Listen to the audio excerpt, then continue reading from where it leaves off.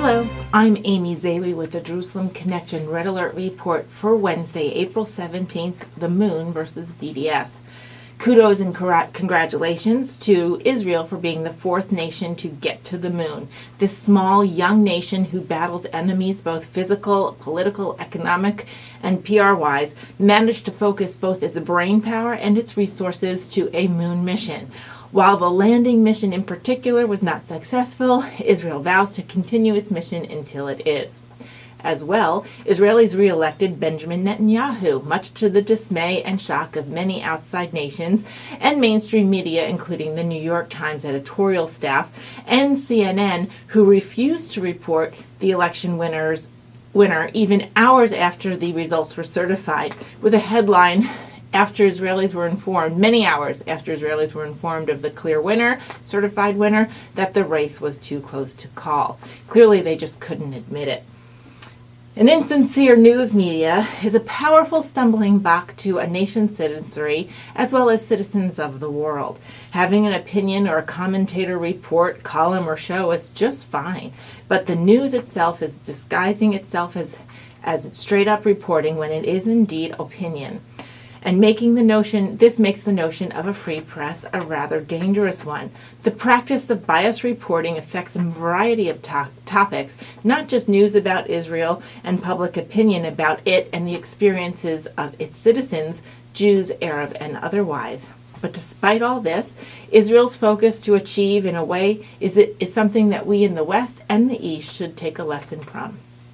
So what can the U.S. do to support Israel and indicate a counterposition of BDS and other anti-Semitic activities? We really need to be praying about that. Last week, Congressman Omar did speak at a CARE event in Southern California and dug her hole a bit deeper, revealing her truer colors. Her boldness, and I would dare say arrogance, is not lost on her fellow Democrat congressmen or the community. While the news did not cover it, protesters with Israeli flags were outside the CARE event, and their voices were not stymied, although it was not reported on. Sadly, the University of North Carolina and Duke had a joint conference called the Gaza Conference, which took place on the Duke University campus, and reporter Ami Horowitz was shocked by the horrific open anti-Semitism he witnessed. You can see his full video of exactly the shocking events entailed at amihorowitz.com, AMIHOROWITZ.com, AMIHOROWITZ.com.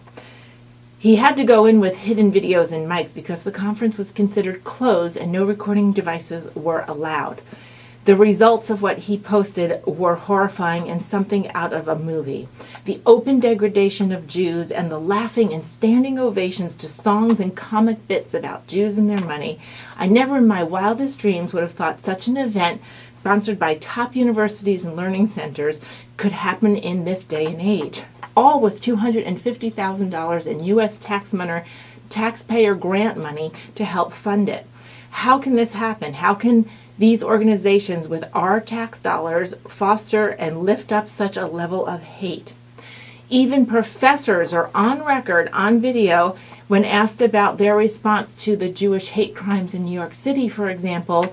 Their response is that, well, the attackers, in this particular case that they were discussing, black teenagers who attacked elderly Jews, her response was that black people do have valid reasons to hate Jews. This is from a professor who teaches our young people at prestigious and expensive universities.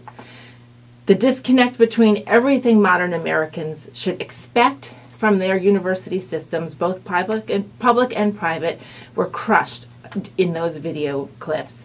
You would have thought they were channeling Hitler or Himmler in this closed-door event. To me, if U.S. funds are being used and university resources, including security personnel and space, if public or publicly funded private universities, these should be required to be open door or at least publicly transparent, which means that you can record or video or listening device record, and with full disclosure, of course.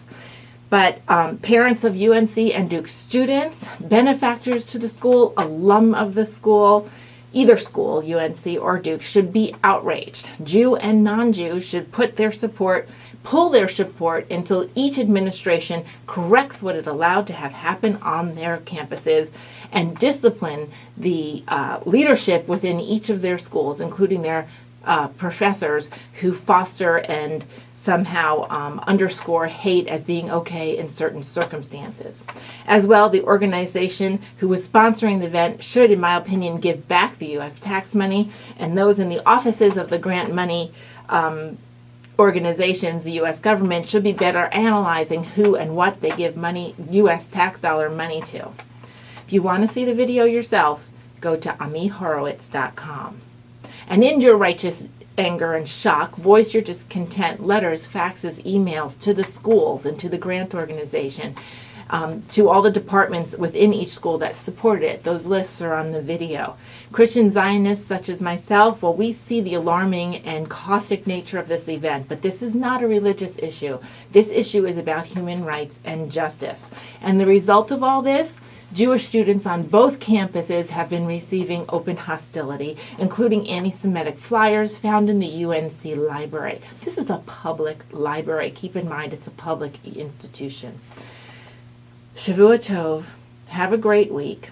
Happy Easter upcoming, and many blessings for the upcoming Passover week as well. Be in prayer and mindful, and share this information. Take the Ami Horowitz video and repost it in your networks through an email link or on social media. This cannot be left unaddressed. Goodbye.